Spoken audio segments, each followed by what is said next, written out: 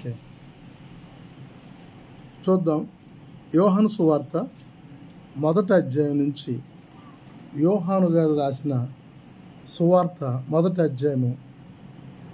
ఆదియందు వాక్యము ఉండెను, వాక్యము దేవుని యొద్ద ఉండెను, వాక్యము దేవుడై ఉండెను, ఆయన ఆదియందు దేవుని యొద్ద ఉండెను, సమస్తమును ఆయన మూలంగా. ఈరోజు మనం తెలుసుకోవాల్సిన విషయం ఏంటంటే,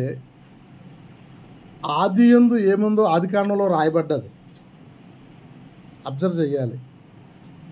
ఈ యోహాను సువార్త నేను కంప్లీట్గా ఏది కూడా ముందుకి అవ్వదు, ఎందుకంటే 1 నుంచి 4 వచనాల మీదే మంచి విషయాలు కనుగొన్నాడు యోహాను. ఆది కాలం నుండి అనాది కాలం వరకు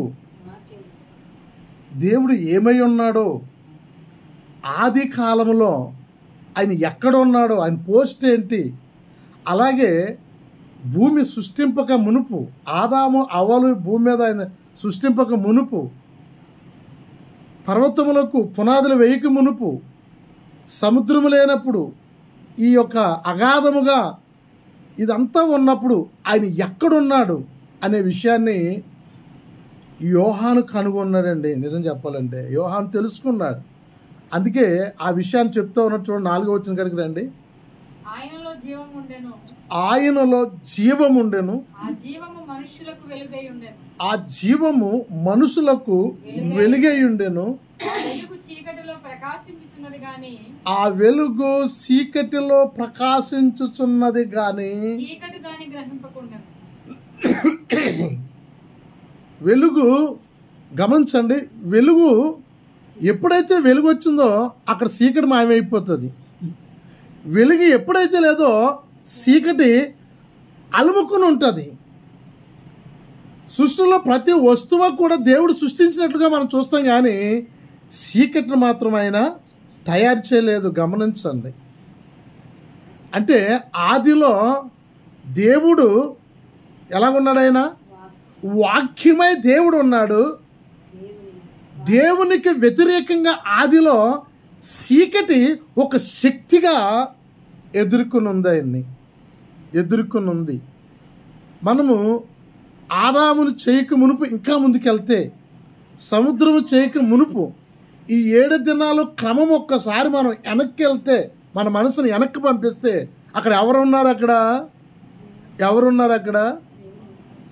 ఏమున్నది? అక్కడ చీకటి. యోబుతో చెప్తాడు ఏమున్నదో, ఆయన ఏమై ఉన్నాడో. యోబు గ్రంథము 38వ అధ్యాయము 19వ వచనంలో మనం చూద్దాం. యోబు గ్రంథము 38. వెలుగు నివసించే చోటునకు పోవు మార్గం, వెలుగు నివసించే చోటునకు పోయే మార్గం ఏది? సరే, వెలుగు ఒక చోట నివసిస్తుంది, అక్కడ ఎవరు పోగలుగుతారు? ఇంకొక మాట ఉంది కిందని, చీకటి దాని ఉనికి పట్టు ఏది?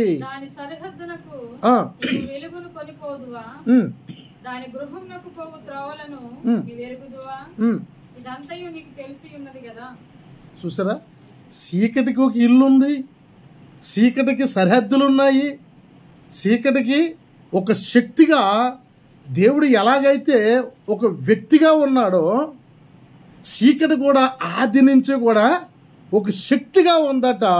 దాని ఇంటికి నీవు వెళ్ళలేవు. సరే, శక్తి ఏం చేస్తుంది చెప్పండి? చీకటి అనే శక్తి ఏం చేస్తుంది తెలుసా? వెలుగులోనికి ప్రవేశించాలని ఏం చేస్తుందట? పెనుగులాడుతుందట. ఆది నుంచి కూడా వెలుగులోనికి రావాలని యోహాన్ అంటాడు. అది ఎంత మాత్రమును కూడా ప్రవేశింపలేక, అది ఎంత మాత్రమును కూడా గ్రహింపలేక ఉంది. ఏంటి? చీకటి. అది ఏమనుకుంటుంది? ఎప్పటికప్పుడు నేను దేవుణ్ణి పడగొట్టేస్తాను అనుకుంటుంది. దేవుని స్తోత్ర. ఏమండి, యేసుక్రీస్తు శరీరధారిగా వచ్చినప్పుడు 40 దినాలు ఉపవాసం ఉన్నప్పుడు కూడా మరలా ప్రయత్నం చేస్తుంది. ఆదిలో చీకటిగా ఉన్నప్పుడు దేవుని ఎలాగైతే ప్రవేశించాలి, నేను లోపల ప్రవేశించాలని ఎంత తాపత్రయం పడదో వెలుగు దగ్గరికి వెళ్ళగలుగుతుందా చీకటి? చెప్పండి. వెలుగు దగ్గరికి చీకటి వెళ్ళలేదు. అందుకని మనం ఏమై ఉండాలన్నాడు యేసు ప్రభు? మీరు వెలుగై ఉండండి, మీరు వెలుగుతూ ఉండండి, మనం అనేకులు వెలుగుస్తూ ఉండండి. వెలుగు ఎప్పుడైతే ఆరిపోయిందో చీకటి వచ్చింది. ఎప్పుడైతే చీకటి వచ్చిందో దుర్మార్గానికి నడిపిస్తుంది. ఎప్పుడైతే చీకటి వచ్చిందో తప్పుడు మాటలు మాట్లాడుతుంది. ఎప్పుడైతే చీకటి వచ్చిందో మన దేహాన్ని బలహీనత పరుస్తుంది. ఎప్పుడైతే చీకటి వచ్చిందో మన దేహాన్ని అపవిత్రత పరుస్తుంది. ఎప్పుడైతే చీకటి ప్రవేశించిందో చీకటి సంబంధమైన కార్యాల్లోనికి పరుగులెట్టేస్తుంది. నా బిడ్డలారా, హల్లెలూయా. చీకటి మన జీవితాల్లోనికి రానియడానికి వీలు లేదు. చీకటికి అస్సలు చోటు ఇవ్వడానికి కుదరదు. ఎందుకంటే మనం ఎలాగుండాలట? వెలుగుతూ ఉండాలా. ఆయన అంటాడు, ఆయన నిజమైన వెలుగు. కొన్ని వెలుగులు ఉన్నాయంటే అప్పటికి వెలుగుతాయి, ఆరిపోతాయి. సాతానుడు ఇచ్చే వెలుగు ఏం చేస్తుంది చెప్పండి? కొన్నాళ్ళ మహాప్రభావం కింద వెళ్తుంది ఆ ప్రాంతం. తర్వాత అక్కడ మేకలు మేస్తూ ఉంటే ఏముండదు అక్కడ. దేవుని యొక్క వెలుగు ఎన్ని సంవత్సరాలైనా, ఎన్ని వేల సంవత్సరాలైనా వెలుగుతూనే ఉంటుంది, నిత్యమును వెలుగుతూనే ఉంటుంది. ఆయన నిజమైన వెలుగు గురించి యోబుతో చెప్తున్నాడండి. నిజమైన వెలుగు గురించి, నిజమైన చీకటి ఉంది కూడా, నువ్వు జాగ్రత్త, నువ్వు వెళ్ళలేవు. చీకటి నీవు దాటి వెళ్ళలేవు. చీకటే కదా యోబు కుటుంబం మీద, యోబు మీద యుద్ధం చేసింది, ఏమండి, పరీక్షించింది. కాబట్టి ఆయన తపన పడుతున్న విషయంలో దేవుడు మాట్లాడుతున్నాడు. మరొక వచనం కింద యోబు గ్రంథం చదువుదాం.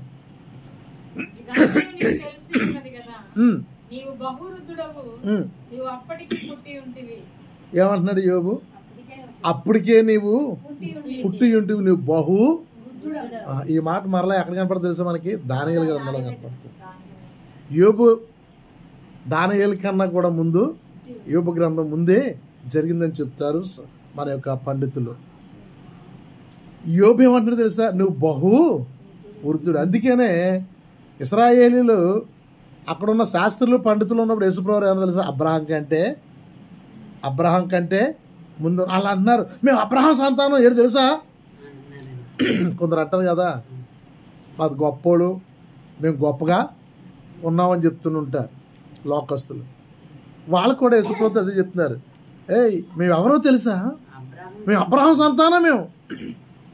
ఈయన అంటాడు, నేను అబ్రహాం కన్నా ముందున్నవాడిని, నేను అబ్రహాం కన్నా ముందున్నవాడిని. ఇదేంట్రా, ఈయన పట్టి చూస్తే ఈయనకి 30 సంవత్సరాలు లేవు.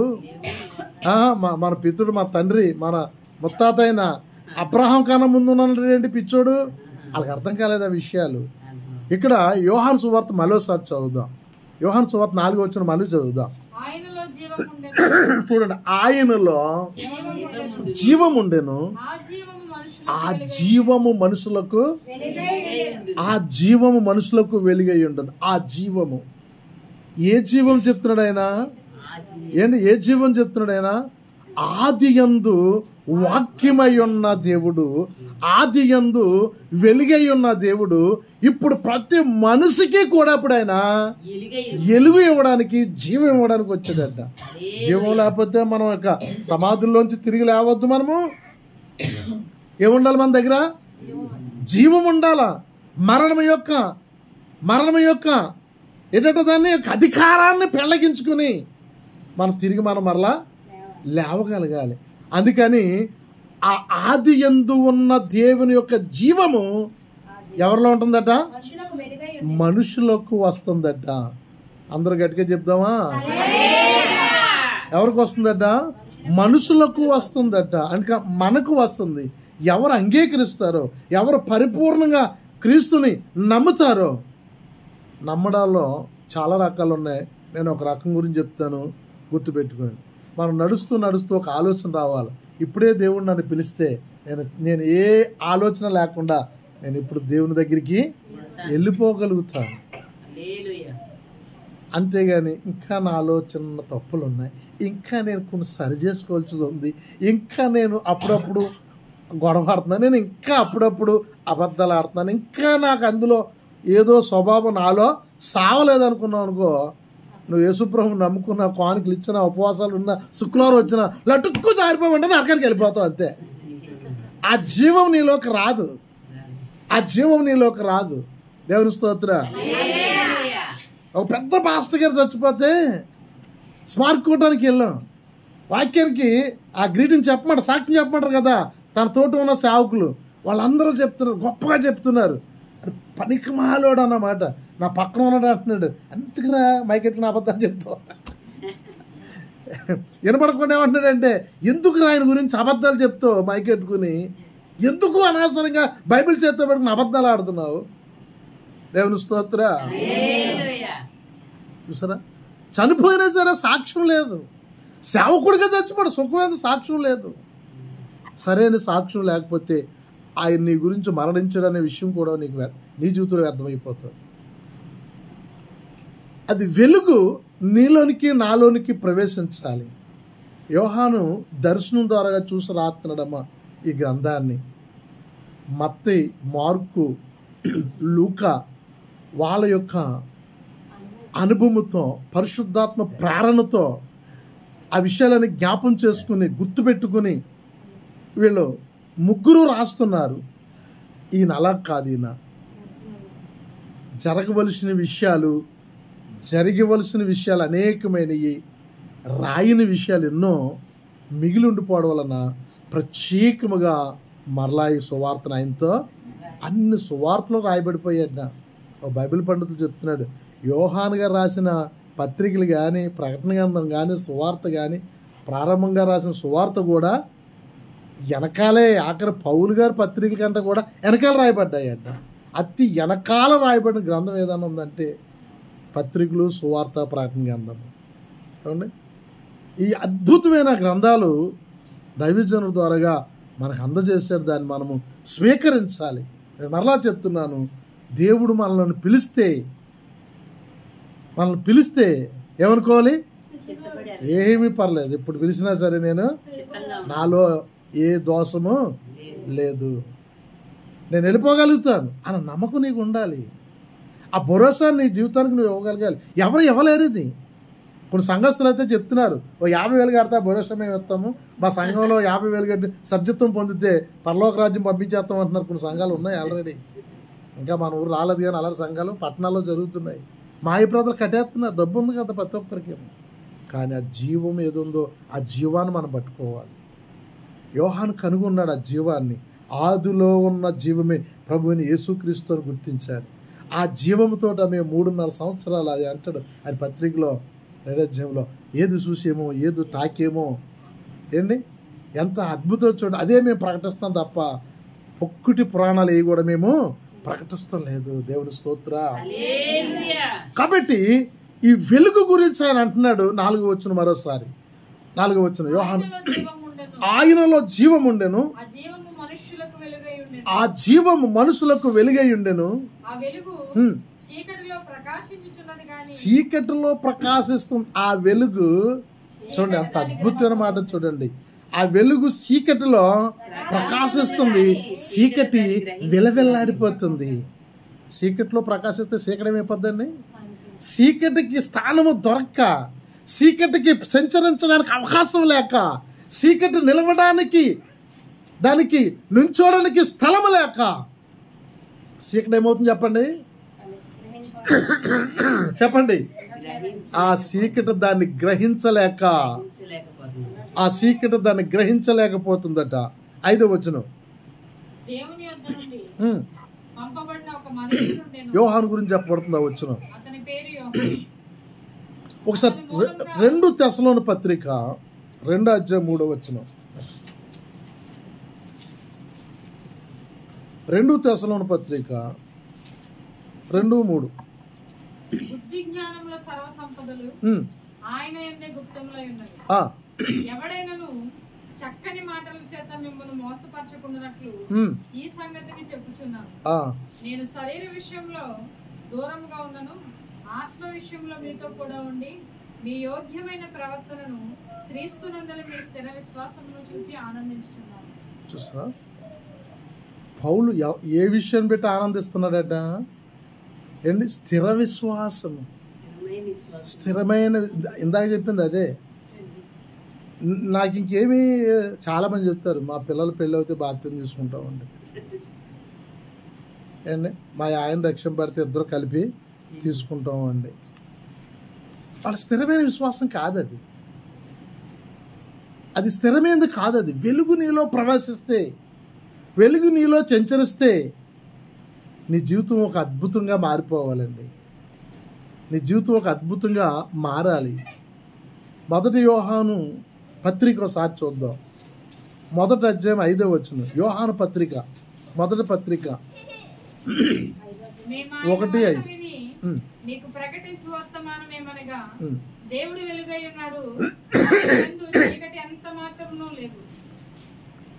అర్థమైందని మాట. మరోసారి చదవండి 5వ వచనం. మేము ఆయన వారముగా విని మీకు ప్రకటించు వర్తమానం ఏమనగా దేవుడు వెలుగై ఉన్నాడు, ఆయన యందు చీకటి ఎంత మాత్రమును. అంటే చీకటి ఆయనలోకి వెళ్ళాలని ప్రయత్నం చేసిందా లేదా? ఆయనలో చీకటి ఎంత మాత్రమును. బాగా గమనించండి, యోహాను చెప్తున్న మాట. అంటే చీకటి ఎన్నోసార్లు ప్రయత్నించింది ఆయనలోకి వెళ్ళాలని. ఎందుకంటే అది గొప్ప శక్తి, అది సామాన్యమైనది కాదని శక్తి. యోబుని నేను పాడు చేస్తానంటే కుదరదని చెప్పడానికి అవ్వలేదు. సరే నీ ఇష్టం అన్నాడు, అంతే. అంతం చేసేచ్చు కదా దాన్ని దేవుడు. చాలామంది ప్రశ్న వస్తుంది, చీకటిని అంతం చేసేస్తే ఇంకే గొడవ ఉండదు కదా. అవునా కదంటారా? చీకటిని అంతం చేసేస్తే దేవుడు కొన్ని పనులు చేయడానికి కుదరదు. దేవుడు పాపం చేయడం కుదురుతుందా? దేవుడు మోసం చేయడం కుదురుతుందా? దేవుడు వ్యభిచారం చేయడం కుదురుతుందా? దేవుడు అన్యాయస్తుడని అనిపించుకోవడం కుదురుతుందా? ఎందుకంటే ఇది ఆది నుండి కూడా ఏ రీతిగా అయితే ఆది నుండి దేవుడు ఉన్నాడో, ఏ రీతిగా అయితే ఆయన ఒక్కడే, ఎవరు ప్రవేశించలేని ప్రాంతంలో ఆయన ఒక్కడే ఉన్నాడో, ఇది కూడా ఒక శక్తిగా ఆది నుంచి కూడా ఉన్నదండి. దేవుని స్తోత్ర. ఈ చీకటి కూడా ఆది నుంచి ఉంది. అందుకనే ఎప్పుడైనా ఆయన దర్శనం చూస్తుంటాడు, ఇది ఎంతో కొంత ఎప్పుడోకప్పుడు వెలుగులోనికి ప్రవేశించాలని ఎన్నోసార్లు ప్రయత్నం చేస్తుంటాడు. ఎవడు?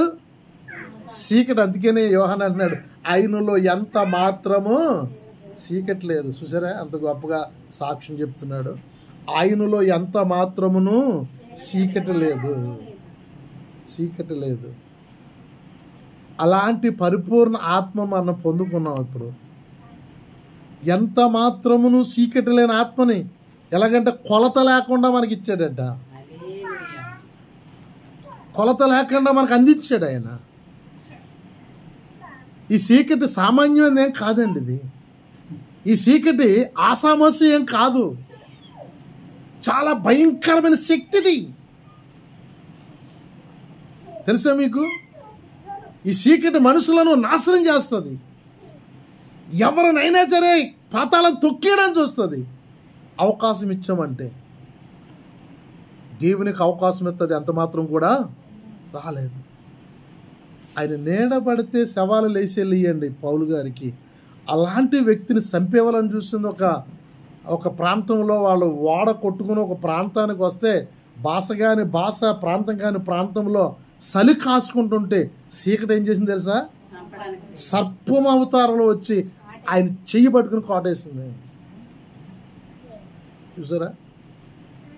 ఆయనలో ఎంత మాత్రమును చీకటి లేదు కాబట్టి అది ఏమీ చేయలేకపోయింది. దేవుని స్తోత్ర. అది ఏ మాత్రము చీకటి ఉంటే ఏమైపోతుంది చెప్పండి? అదే నోట సొంగ వచ్చేది. ముందు ఏమవుతుంది? సొంగ వచ్చేది, గుర్తు అన్నమాట.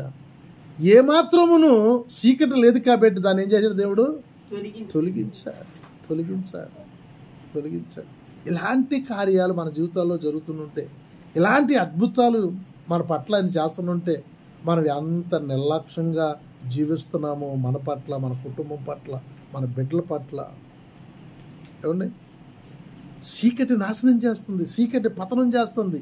చీకటి ఒక దినాన్ని ఏం చేస్తుందంటే వారు అందరినీ తీసుకుని చీకటి బిలంలోనికి వెళ్ళిపోతుంది. అది ఉండే స్థలం అక్కడే కదా, యుగయుగములు అక్కడే ఉంటుంది, అది యుగయుగములు అక్కడే జీవిస్తుంది. కాబట్టి ప్రియులారా, మనం నేర్చుకోవాల్సిందే తెలుసా, నా ప్రభువులో ఏమి లేదట, ఎంత మాత్రమును చీకటి లేదట, ఎంత మాత్రమును చీకటి లేదట, చీకటి లేదట. తిమోతి పత్రిక 1వ అధ్యాయం 6:16 ఈ భక్తుడు చూస్తుంటాడు దేవుణ్ణి, దేవుని చూస్తున్నాడు ఈ భక్తుడు. చదవమ్మా సార్. ఎక్కడున్నాడంటే ఆయన, అప్పుడు దేవదూతలు లేరు అక్కడ. ఎప్పుడు వచ్చారు దేవదూతలు? కొన్ని కోట్ల సంవత్సరాల కిందటి ముందు దేవదూతలు చేసుకున్నాడు ఆయన. ఏమండి, తర్వాత మరలా భూమి ఆకాశం సృజించాడు. మరి కొన్ని కోట్ల సంవత్సరాలు అయిందంటున్నారు సైన్సిస్టులు, ఒప్పుకుని తీరాలా. ఒకరోజు అంటే మనకున్న రోజులు కాదు, మనకున్న దినాలు కాదు, ఆయన సృష్టించిన సృష్టి. ఆదాము అవ్వ లేనప్పుడు, సముద్రము, చీకటి, అగాధము ఇదేమీ కూడా లేనప్పుడు, ఇదన్నీ కలిసి ఉన్నప్పుడు ఆయన చూస్తున్న దర్శనం. దేవుని స్తోత్ర. దేవదూతలు కూడా అప్పటికి ఇంకా సృష్టింపబడలేదు, ఆయన ఇంకా సృష్టించుకోలేదు. ఎవరున్నారట అక్కడ? చదవండి. సమీపింపరాని తేజస్సులో ఆయన మాత్రమే ఉన్నాడు. ఎలా ఉన్నాడట? అమరత్వము అంటే మరణము లేనట్టు వాడుగా ఉన్నాడు ఆయన. మనుషులలో ఆయనను చూడలేదు. చూడకుండా ఎలా కనిపించింది దీనికి? చూడకుండా ఎలా కనిపించింది అనొచ్చు. హల్లెలూయా. అందుకనే అన్నాడు ఆయన ఒక వాక్యంలో, నేను శరీరంతో కొనుపోబడ్డాను, ఆత్మతో కొనుపోబడ్డాను, నేను ఎరగను. ఏమండి, నేను మాత్రం పరలోకం అంతా చుట్టూ వచ్చేసాను అంటాడు ఆయన. పరలోకం అంతా చూసి వచ్చేసాను నేను, ఎలాగ కొనుపోబడ్డా నాకు అర్థం అవ్వలేదు అంటాడు. అలాంటి ఒక సందర్భంలోనే దేవుడు ఉండే స్థలము ఆయన దర్శనం రీతిగా చూస్తున్నాడు. ఇక్కడ దర్శనమే, దర్శనమే. ఆయన ఒక్కడే ఉన్నాడు అక్కడ. ఎవరు లేరు చెప్పండి? ఎవ్వరు లేరు, దేవదూతలు లేరు, సృష్టిలో ఏదీ లేదు అక్కడ. ఏమండి, చీకటి రావాలనుకుంటుంది ఎక్కడ? యోహాను చూస్తున్నాడు దర్శనంలో, చీకటి ప్రవేశించాలనుకుంటుంది అక్కడ. కానీ ఎంత మాత్రము కూడా చీకటి ఎలలాపోతుంది. ఎందుకని? ఈయన ప్రకాశిస్తూ ఉన్నాడు, ప్రకాశిస్తూ ఉన్నాడు. ఆయన ఒక్కడే ఎలాగున్నాడట? అమరత్వము కలిగి, అమరత్వము కలిగి, శక్తి కలిగి, ఈ చీకటిని ఎంత మాత్రమును కూడా లోనికి రానివ్వకుండా మా తేజస్తో వెలుగుతూ వెలుగుతూ వెలుగుతూ వెలుగుతూ కోట్ల సంవత్సరాలు ఆయన వెలుగుతూనే ఉన్నాడు, ఆయన వెలుగుతూనే ఉన్నాడు ఆయన. అది చూస్తున్నాడు దర్శనంలో. ఈ 1వ అధ్యాయము లేక యోహాను 1 గ్రంథము 1:5 వచనాల్లో ఆ దర్శనాన్ని చూస్తున్నాడు ఆయన. ఎంత మాత్రమును చీకటి ఎంత ప్రయత్నం చేస్తుంటుందో ఆ వెలుగులోకి వెళ్ళాలని. మన చర్చిలోకి రాగానే ఏముంటుంది? చీకటిగా ఉంటుంది. టార్చ్ లైట్ వేసుకుని మెల్లిగా బోర్డు దగ్గరికి వచ్చి లైట్లన్నీ వేసేపోతే ఏమవుతుంది చెప్పండి? చీకటి అంతా పటాపంచులు అయిపోద్ది. చీకటి మరలా ఎప్పుడు వస్తుంది? లైట్లు అరిపేత్త వచ్చేది. అందుకని ఆయన ఎలాగున్నాడట? ఆయన అమరత్వం కలిగి తేజస్సుతో. అసలు దానికి చోటు ఇవ్వలేదు. దేవుని స్తోత్ర. దానికి అసలు చోటు ఉంది, శక్తి ఉంది. శక్తి ఉండకుండా నేను కోట్ల పేర్లతోటి ప్రభావితం చేస్తుందా ఇంతమంది జనాంగాన్ని? చదువుకున్న వారిని, కలెక్టర్ని, అనేకమైన డాక్టర్లని, సైంటిస్టులను కూడా మూత్తాలు చూసుకునేలా చేస్తుంది దెయ్యము. ఏం చేస్తుందట? అసలు డాక్టర్లు నమ్మరు, వాళ్ళకు కూడా నమ్మిస్తుంది. ఇస్రో సైంటిస్టులు అంటే మొత్తం ప్రపంచం అంతట్లో కూడా గొప్ప సైంటిస్టులుగా మనకి పేరు తెచ్చారు. కానీ వాళ్ళు కూడా మూతాలు చూస్తున్నారు. ఏంటి, గ్రహాల మీదకి వెళ్ళే వాళ్ళు కూడా గ్రహాల గురించి, గ్రహాల యొక్క గ్రాచారం గురించి అలా మూతాలు చూస్తాం. మూతాలు అంటే దేని పెట్టి చూస్తారు అనుకుంటున్నావు? ఒక గ్రహము నీ మీద పని చేయకుండా ఉండడానికి.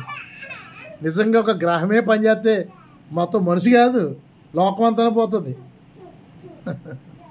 ఎంతటి గుడ్డుతనం! కొరింథీ పత్రికలో పౌలు రాస్తాడు, మనోనేత్రానికి వారికి ఏం కలిగజేస్తుంది? గుడ్డుతనం కలిగజేస్తుంది. ఏంటది? లోక సంబంధమైన ఒక శక్తి అని రాయబడ్డది అక్కడ. శక్తి, లోక సంబంధమైన శక్తి. ఆదిలో కూడా శక్తి ఉంది. ఆదిలో కూడా శక్తి దేవుణ్ణి ఎంత మాత్రమును చీకటి అలుముకోవాలనుకుంది, కానీ దాని ప్రయత్నం ఏమి కూడా సాగలేదు, పని అవ్వలేదు. ఆ విషయమే చెప్తున్నాడు. ఆయనలో ఎంత మాత్రమును ఏమి లేదట. ఆ విషయం ఎందుకు చెప్పాలి? చీకట్లేదని చెప్పాలి. దేవుడు చీకటి కలిగి ఉంటాడా? అసలు చీకటి రాణిస్తాడా? కానీ ఇది యుద్ధం చేసింది, ఆయనతో ప్రవేశించడానికి. మనతో కూడా యుద్ధం చేస్తుంది ప్రతిరోజు కూడా, మనలోనికి రావడానికి. చేస్తుందా లేదా చెప్పండి? చేస్తుందా లేదా? కంపల్సరిగా ప్రతి ఒక్కరితో యుద్ధం చేస్తుంది. ప్రవేశించిందా మన పత్రం అయిపోయింది. ఇంకా దేవుని స్తోత్ర. గట్టిగా చెప్పండి, వెళ్ళిపోతారు అన్నవాళ్ళు.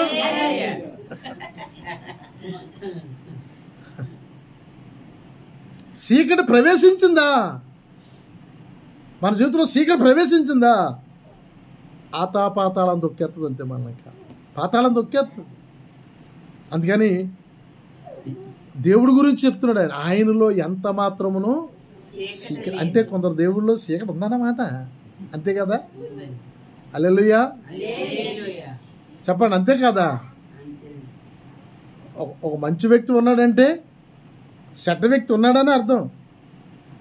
మా పెద్దోడు చాలా మంచోడు అంటే చిన్నోడు కొంచెం చెప్పండి చెడ్డోడని అర్థం. లేకపోతే అక్కడ మా ఇద్దరు పిల్లలు మంచోళ్ళు అని చెప్పాలి. ఎందుకని? ఒకడు చెడ్డోడు కాబట్టి వాడికి ఉన్న స్వభావం చెప్పాలి కంపల్సరిగా. దేవుని గురించి చెప్తున్నాడు ఇక్కడ ఈయన భక్తుడు చెప్తున్నాడు. ఆయనలో ఎంత మాత్రమును కూడా చీకటి లేదు.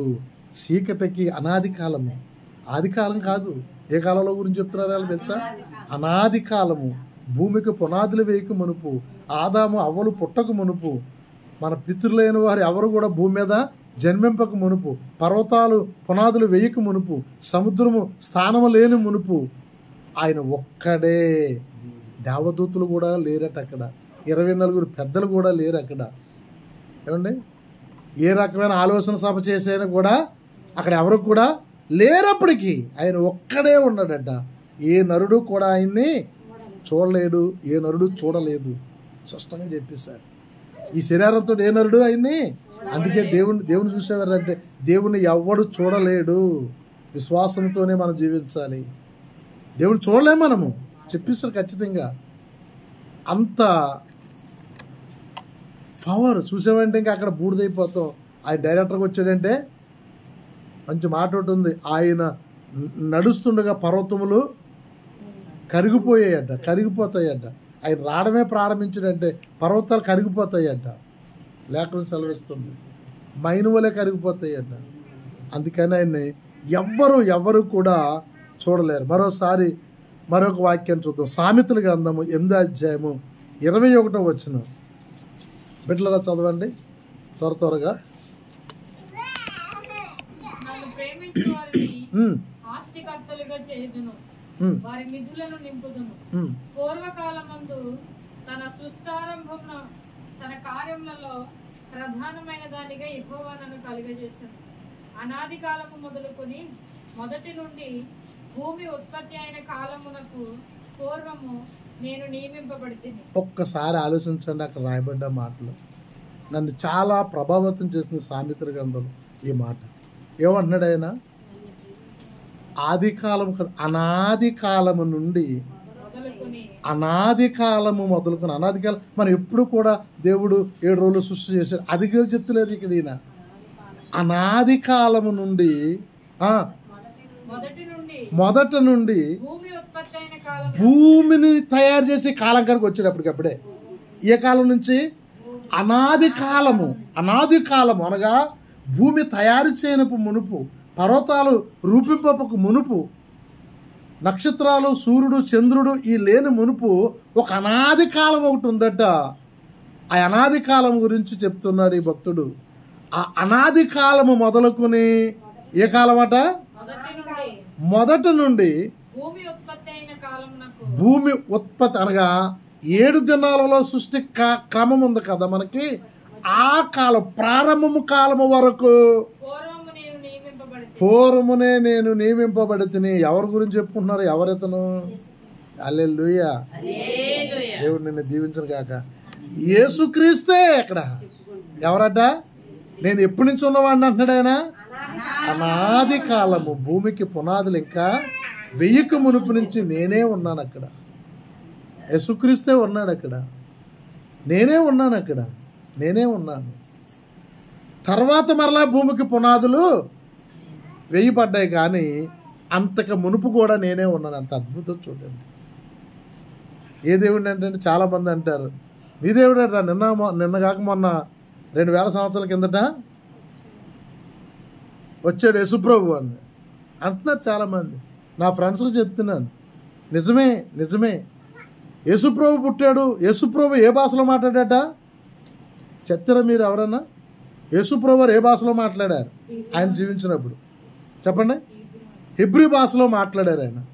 హెబ్రీ భాషలో తర్వాత శిష్యుల కాలం కాడికి ఇంకా రాబోతుకి గ్రీక్ భాష కూడా ఆరంభం అయింది. గ్రీకు హెబ్రీ భాషలో మాట్లాడినట్లుగా మనం చెప్పగలుగుతాం. మరి రెండో అతిపెద్ద మతం ఉంది, సాయిబుల్ మతం, ముస్లిం మతం. వాళ్ళు అరబ్ భాష మాట్లాడతారు. వాళ్ళ యొక్క ప్రధాన ప్రవక్త మహమ్మద్ ఏ భాషలో మాట్లాడారు చెప్పండి? అరబ్ భాషలో మాట్లాడారు ఆయన. అరబ్ భాషలో వాళ్ళ యొక్క గ్రంథాన్ని రాసుకున్నారు. యేసుక్రీస్తు కాలంలో గ్రీకు ఆ కాలంలో శిష్యులు గ్రీకు భాషలో మనకు కొత్త నిబంధన రాశారు. మరి రాముడు ఏ కాలంలో మాట్లాడారు? కృష్ణుడు ఏ కాలంలో పుట్టాడు? మనకి ఈ అంకన్ బాబు ఏ కాలంలో పుట్టాడంటే నా స్నేహితులు ఎవరు కూడా దీని సరైన సమాధానం ఎవరు ఇవ్వలేకపోతున్నారు. వాళ్ళు మాట్లాడిన భాష ఏంటి? నిజమే కదా, భాష ఉండాలి కదా, భాష ఉండాలి కదా. కొందరు తింగర నా కొడుకులు ఏం భాష తెలుసా ఏంటి చెప్పండి అట. ఈ మన శ్లోకాలు మనకు అర్థం అవ్వకుండా చెప్తారు కదా. సంస్కృతం. క్రీస్తు శకము 5వ శతాబ్దం అనగా 500 సంవత్సరాలు యేసుప్రభు పుట్టాక 500 సంవత్సరాల తర్వాత ఏమండి నాగాలిపి నుంచి దమ్మీ లిపి నుంచి శారదా లిపి నుంచి ఆ సంస్కృతం లిపి పదాలు కనపడుతున్నాయని ఒక మంచి జ్ఞానం కలిగిన వ్యక్తి మధ్యకాలంలో ఇదిగో మీ భాష ఈ ఇలా వచ్చాయని మొత్తం రేవేటి చూపించాడు. అంటే ఈ సంస్కృతం వచ్చి 1500 సంవత్సరాలు అవుతుంది. అంత కిందట వాళ్ళకి సంస్కృతం అనే భాషే లేదు. మనకి ఆధారం ఉంది. అందుకనే ఆయన అంటున్నాడు, ఆయన యేసుక్రీస్తు నాయన 2000 సంవత్సరాల కిందట కానీ మా యేసుక్రీస్తు శరీరం దాల్చినప్పుడు అనాది కాలం నుంచి నేను ఉన్నానని చెప్తున్నాడు ఆయనతో. హల్లెలూయా. ఏ కాలం కాడి నుంచి ఉన్నాను అంటున్నాడు ఆయన.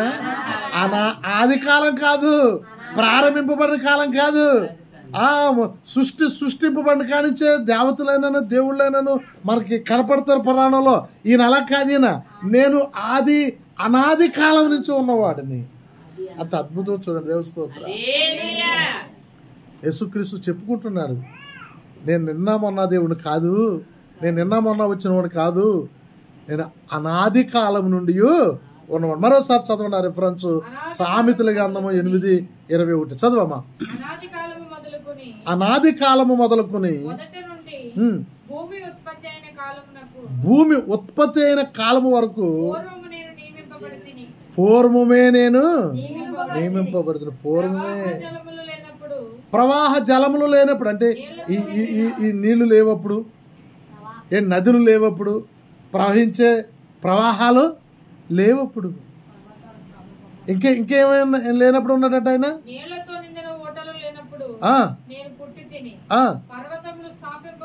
పర్వతాలు స్థాపింపక మునుపు,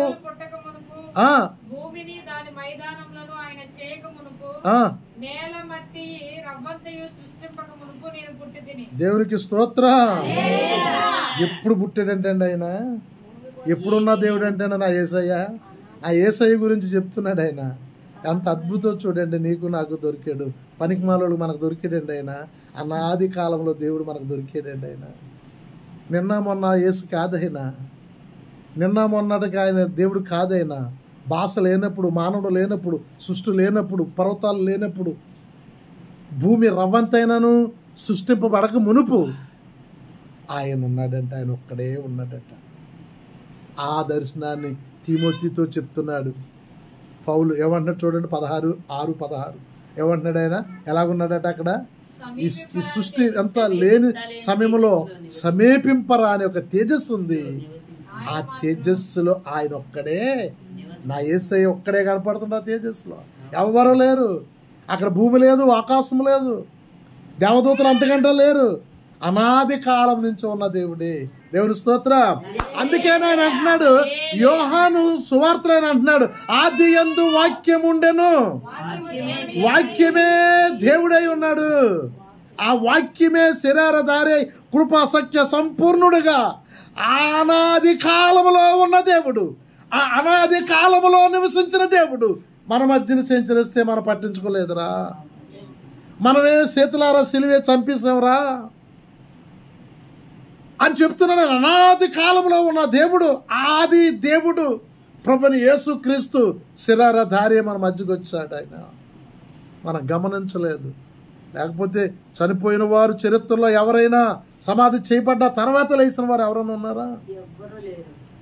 ఉండబారు కూడా. ఎంత ఆశ్చర్యం చూడండి, ఎంత ఆశ్చర్యం చూడండి. చనిపోయి తిరిగి లేవడం అండి, చనిపోయి ఎంత శక్తితో చూడండి ఆయన శక్తి. చనిపోయిన వ్యక్తులను పిలవగా పెళ్ళగింపబడి వచ్చారు లాజర్ లాంటి వారు అండి. ఒక ప్రార్థనా శక్తి కలిగి మనం ఉండాలి. గొప్ప వెలుగు ఉజ్జీవం రావాలి మన సంఘంలో. మనం నమ్ముకున్న దేవుడు ఈ లోకమునకే గొప్ప దేవుడు. లోకమునే సృష్టించిన వాడు, ఈ లోకాన్ని శాసించిన వాడు, సముద్రాన్ని గద్దించిన వాడు, సముద్రం కన్నా ముందున్నవాడు. సముద్రం ఏం చేస్తుందండి? ఆయనలో ఏ మాత్రమును ఎన్నడను చీకటి రానివ్వకుండా నిత్యము నిరంతరమును ఎప్పుడూ కూడా ఆయన ప్రకాశిస్తున్న దేవుడు, స్వయంభోవుడు. ఎలాంటి దేవుడు ఆయన? అలాంటి అద్భుతమైన దేవుని గురించి యోహాను రాస్తూ ఉన్నాడు. ఆయన యోహాను చెప్తూ ఉన్నాడు. ఆయన నేను గుండ్ల మీద పడుకున్న దేవుడు, నేను ఒక మనుషులుగా చూసుండొచ్చు, ఆయన్ని ఒక గురువుగా చూసుండొచ్చు, కానీ ఆయన అనాది కాలం నుంచి ఉన్న దేవుడిని నేను గుర్తించలేకపోయినా ఏడ్చాడు. ఆయన ఆ గొప్ప మహిమలో ఉన్న దేవుడు నా గురించి నాతో 3.5 సంవత్సరాలు నా చెయ్యబట్టి నడిపిస్తే నేను ఒక గురువుగా భావించానని ఆయన వెళ్ళిపోయిన తర్వాత ఆయనకు అర్థమైంది ఆయన ఏ దేవుడు ఏంటన్నది. మనం కూడా, నేను అందుకే మొదటగా స్టార్టింగ్లోనే చెప్పాను, యేసుక్రీస్తు నమ్ముకోవడం అనగా ఇప్పుడే దేవుడు పిలిస్తే అయ్యా నేను నీ దగ్గరికి వచ్చేయగలిగే శక్తి నాకు ఉంది. నాలో ఎటువంటి కల్మషం, ఎటువంటి పాపము, ఎటువంటి చెడ్డ అలవాట్లు, ఆలోచన నాలో నుంచి నేను ఎన్నడూ కడిగేసుకున్నాను యేసునామములో. ఎలా ఉండాలి మనము? చీకటి ఏమాత్రమును కూడా ప్రవేశించకుండా మనం కాపాడుకోవాలి.